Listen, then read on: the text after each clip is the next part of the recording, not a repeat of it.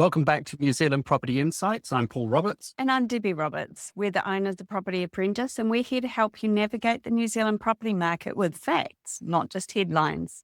Now, today we're tackling one of the biggest misconceptions in the New Zealand property market.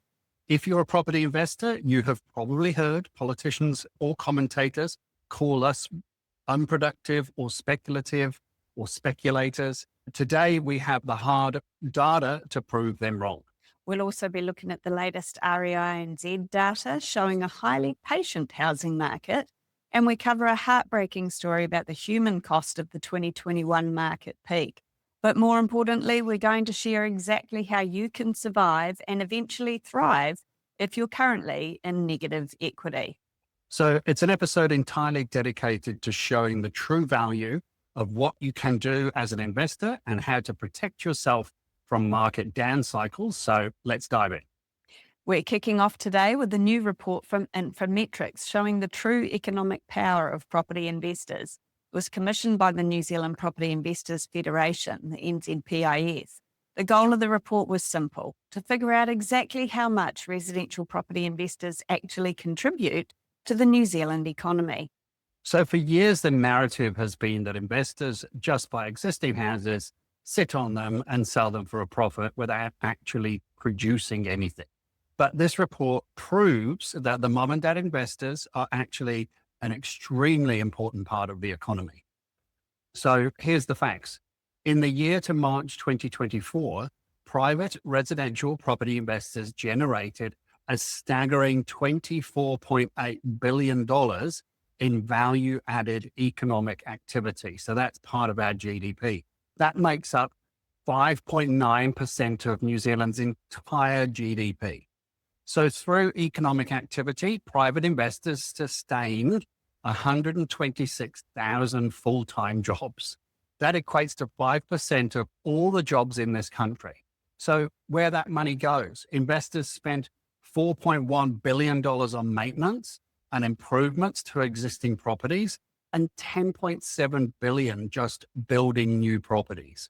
So maintenance spending is a highly efficient, generating $15.3 billion of GDP and sustaining 43,100 jobs, while spending on new builds is a massive employment driver as well, generating $13.6 billion in GDP, but sustaining a whopping 103,400 jobs because construction is so labor intensive. So saying that we are unproductive or speculative is just wrong. We help the economy to grow. Absolutely. And in the NZPIF report, they clearly stated, we are not speculators. We're a $25 billion economic engine. So you could say it like this: we don't just buy houses and sit on them. We contribute $25 billion a year to GDP, and that's nearly 6% of the whole economy. 6 cents of every dollar this country produces touches a property investor's business. I don't know what's unproductive about that. And why it works? $24.8 billion, 5.9% of GDP, spread across every one of the 109 industries that Statistics New Zealand tracks. It's not concentrated. It's not niche. It's literally everywhere. The unproductive speculation line has been the go-to attack for investors for decades, and this ought to put the matter at rest. Any policy that squeezes investors is a policy that squeezes 6% of the economy. In an election year, that's a statement that I'd like to see property naysayers respond to out loud. Absolutely. And I think even today on the news, there was a political party that was saying that the tax breaks for property investors needs to go again. It is not a tax break. It is a business, and it runs like a business. You can't treat this like a hobby. It is a business that needs to be run that way. So this data is amazing. 5.9% of the country's GDP comes from private property investors. The next time someone tells you that property investment is unproductive, you can tell them that you are helping to sustain 126,000 jobs across the country. Exactly. And when you buy a rental property, you're not just putting a roof over a tenant's head. You're paying the local plumber, the electrician, carpet layers, decorators, Bunnings, placemakers, etc. Not to mention the property managers, the insurance advisors, even the mortgage advisors are also getting paid by the banks during the process. All of those individuals and or their employees in turn spend that money in local supermarkets, cafes, and local businesses. The ripple effect is massive.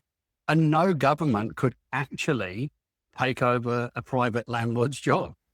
No government could actually even fund that. So we Can't are a provide. necessity. Yeah, they can't provide all of the rental properties No. that this country needs. The government housing is the smallest landlord.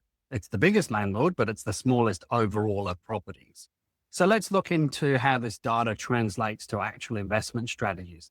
If you're doing a buy and hold strategy, you're spending money on maintenance and improvements. And this report shows this as a huge GDP return on dollars spent, because those renovation projects generally quite profitable for the tradies involved because it's quite labor intensive. And on the flip side, if you're an investor buying off the plan or building new townhouses, you're directly funding the construction industry. That's $10.7 billion spent on new builds, sustains over 100,000 jobs in New Zealand. You're literally keeping builders employed and adding crucial new supply to the housing market, not to mention the plumbers and electricians and all the other tradies that are involved in building properties. So whether you're upgrading an old, say, 1960s home, weatherboard home to meet healthy home standards or funding a brand new build, your capital is moving the economy forward. You're running a business, providing a vital service, keeping New Zealanders employed and housed. Absolutely. Look, my opinion is this report's a game changer and we haven't even scratched the surface. The $24.8 billion in GDP and 126,000 jobs sustained by investors deserves a full deep dive discussion, which is why we're going to dedicate a bonus episode to extensively break down that data for you. So next segment is the patient market and global headwinds. So for our second topic, we're diving into the latest real estate data for February. The Real Estate Institute, the REINZ, has released their first figures, and the theme of the month is patience. We're seeing a market that isn't frozen, but it is moving at a much more deliberate pace. Buyers and sellers are both digging their heels in, prepared to wait or negotiate hard for the right price. So if we look at the facts, the national median sale price rose 3.2% year on year to $795,000. Sales volumes were relatively flat, up 0.3%, with 6,523 sales for the month. Homes are taking longer to sell. The national median, remembering that we don't have one property market in New Zealand, we've got hundreds of them, but the national median is sitting at 56 days, which is higher than the 10-year average for February. And when we look at the North and South divide, the South Island is carrying the heavy lifting for the growth in New Zealand. Otago saw a massive 13.2% increase in its median price, and Southland had 7% growth. Meanwhile, the North Island is softer, but for how long? So both REINZ economists warned that external factors, especially conflicts in the Middle East and its impact on oil prices, could drive up the wholesale rates and dampen consumer confidence. But REINZ Chief Executive Lizzie Riley specifically noted that property investors were less active in this current market. So I think everything should work out. So let's start with the days to sell figure. So that's 56. It's a long time in real estate. But what that tells me is there's some vendors that are not too desperate enough to slash their prices, but also they're not feeling any FOMO like it's a sort of classic standoff. Yeah, with the buyers not feeling FOMO either. And this is where the psychology of the market gets interesting. ANZ economists pointed out that while we had a sharp price increase recently, just before the peak of the boom, they don't believe it's a permanent shift because it's taking so long to sell houses now. As an investor, a high number of days to sell is actually one of your best friends. It's a buyer's market at the moment. And if you can get a delayed settlement, you're sort of locking in any potential growth over that period. So absolutely look for those deals. So 100% when a property is sitting on the market for 50, 60 days, the real estate agent is tired, the vendor's tired, the property's got tired as a listing. Their motivation does tend to increase significantly. So That's when you can step in, secure a property below its registered valuation and get yourself a deal on paper. And don't forget that if the listing's showing as being active for 50 or 60 days, that doesn't necessarily mean that's the length of time it's been on the market, because the clock starts ticking again, even if someone switches agencies. So it might have already been listed for 3 months with one real estate company and then gets relisted with another real estate company. But finally, the article noted that investors are less active right now, and that's music to my ears. When most property investors are sitting on the sidelines because they're spooked by what's happening in the world, like global news, etc., that clears the field for more educated or more experienced investors. It's a prime buying environment if you know what you're looking for and you know how to negotiate. And I think one of the things that was interesting in a recent article from Tony Alexander around how mom and dad buyers are gone, and he gave sort of 14 reasons, but 16, I think 16 it was. reasons, but then finished it with the people that will basically win are the experienced, well-educated investors. And so I think what I took from that was the days of the lazy investor where you just do it all for me and I'll pay top price for that. Those days are gone because that doesn't work financially. A lot of people think the hardest thing to do is to buy the property. That's actually the easiest thing because you just need the money from the bank. And if someone sells you the dream, you'll buy it. But the reality is you've got to survive with that property. So keeping that property for 5-10 years is the key, not just buying it. And so that's where you've got to run the business properly.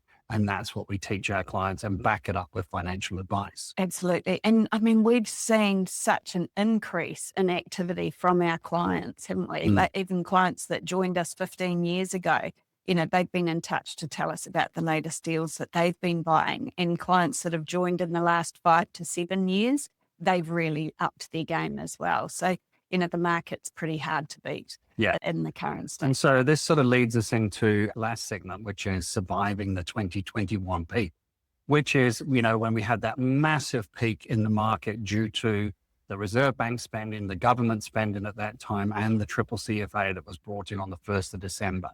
And it just made the housing market go nuts. And unfortunately, a lot of people bought thinking, oh, this will keep going. And it was never going to. And we were very cautious with our clients, telling them to be very, very careful and back up exactly what they're doing at that point and making sure that you've got a good amount of equity behind you if you're going to jump into that market. Yeah, exactly. I think I remember doing a podcast sometime in 2020, warning people about buying off the plans at that stage in the property cycle. But, you know, our final point for today, we want to look at a sobering story that highlights the human cost of property market cycles, specifically for the hundreds and thousands of Kiwis who bought their properties at the absolute peak of the market in late 2021. So the article that we're commenting on featured Bevan, who bought a house in Wellington for 1.2 million during that boom. Following a job loss, which is very unfortunate, he was forced to sell it relatively recently at a $300,000 loss. So it's a devastating story, and it's nothing that we're, you know, it's a horrible thing that's happened. But if you're currently underwater on your mortgage, i.e. you owe more than the property's worth, we want to give you some hope and practical advice because there is a way through this. And, you know, don't get us wrong. We're not saying that Bevan did anything wrong. This was absolutely, you know, bad luck. Absolutely. So we're not criticizing what Bevan did. It's just a feature article that highlighted the devastating effects that buying at the wrong stage of the property market, if something does go wrong with your income, there can be some serious implications there. So when we have a look at the facts, according to Cotality, an estimated 5,000 people who bought their homes during the peak, that was from late 2021 to early 2022, around January, end of January, early Feb, have since resold for a lower price than what they paid for it. Cotality estimates that around 1,700 first home buyers who purchased in Q4 of 2021 have had their 20% deposit completely wiped out, meaning they owe the bank more than the house is worth. Mortgage advisors note that borrowers in negative equity are effectively trapped. They cannot easily refinance. They can't go to another bank or get better interest rates or cashbacks. So the silver lining, affordability metrics are improving. And I think every economist, yes, we've got some things in the Middle East now, which is slowing the market down, but I think every economist is expecting to see growth over the next few years. Lower interest rates are emerging and prices have largely stabilized, and we are starting to see that creep upwards now. And most economists would agree the worst of the price wars are definitely behind us. And our hearts go out to Bevan. Starting again at the age of 45 after losing your life savings is incredibly tough. Not insurmountable though. He's still got 20 years before he reaches retirement age. This is just a bit of a backward step. But his story does highlight that absolute golden rule of property. It's only a loss on paper until you get yourself into a position where you have to sell or situations outside of your control make you have to sell. So for example, Bevan lost his job and that was the reason that forced the sale. If you can avoid selling when the market's not working in your favor, time fixes everything in the property market. Time will eventually heal your equity. And in fact, the latest results that we've seen on nationwide medians show that property values nationwide are now back to where they were 2 months before the peak of the boom. Yeah. So it's that important. Real estate is a 10, 15, 20-year game. Nobody who bought in 2007, just before the GFC, the global financial crisis, I mean, you imagine that buying in 2007 and going, oh no, but nobody would regret that today if they held on to that property. Absolutely not. And if you're in negative equity right now, take a deep breath. You still have the same house. The roof still keeps you dry. The goal now is simply survival and cash flow. And that's why it's so important to not be an uninformed property investor. You need to know what works financially for you, not to have a sales pitch selling you the dream. This is why we've seen so many people come to us that were literally sold that dream, but it turned out to be a nightmare. And that's why we do things differently at Property Apprentice. We don't sell houses. We help you through the process to help avoid you from making the most common mistakes that new investors make. So let's have a look at some highly practical, positive tips that you can take today if you're feeling trapped. Number 1, talk to your mortgage advisor first because they can help you through this as well. If you're struggling with your payments, don't hide. Banks have hardship teams, and you can often ask to switch to interest-only payments for 6 to 12 months to give your budget some breathing room. Or you could ask to extend the term of your loan to lower your weekly or monthly payments. Last resort, you could even potentially qualify for a mortgage holiday. There are fishhooks involved, so speak to your mortgage advisor for help throughout this process and look at all of your options and make an informed decision. You might be able to look at increasing your income. Can you get a boarder, for example? If you're renting out a spare room for $200 to $250 a week, that goes straight towards helping you cover the cost of that mortgage and take some of that pressure off your shoulders. Manufacture your own equity. You might not be able to rely on the market to push your house price up right now, but you can add value yourself. Painting walls, I've always said to clients, we can all paint. It doesn't matter whether you're an accountant or a lawyer. We can all pick up a paintbrush. Might not be as good as a professional, but you'll true. still do a good job. But it's all in the prep work. Tidying up your landscape. And I think that's one of the biggest things that people miss is it is so good to tidy up the gardens, and that can make such a difference to the value of your home or even an outdoor area of decks, that kind of thing, which are cost effective. So that DIY, small improvements can bump up your property's value to get you back to 20% equity faster than you might think. Yeah, and it's that first impression that counts. That's the thing that increases the value in your property. So don't let the headlines destroy your mental health. The market always moves in cycles. We've had the boom, we've had the correction. Now we're in that stabilizing phase, heading towards the next stage of the cycle, which is where we're going to have even more property increases moving forward. Lean on your support networks, talk to a financial advisor and focus on holding the line, or even better, if you're in a position to do it, focus on growing your wealth, because the next stage of the cycle is the boom and better days are coming. So that wraps up episode 7 of the New Zealand Property Insights. We've got a lot today from the incredible $24.8 billion economic contribution of property investors to the opportunities hiding in a patient market and practical steps you can take to beat negative equity. Absolutely. And if this episode made you realize that you need a stronger safety net, or if you want to learn how to buy strategically so you don't end up trapped in the next cycle, we'd love to help you to build a resilient strategy.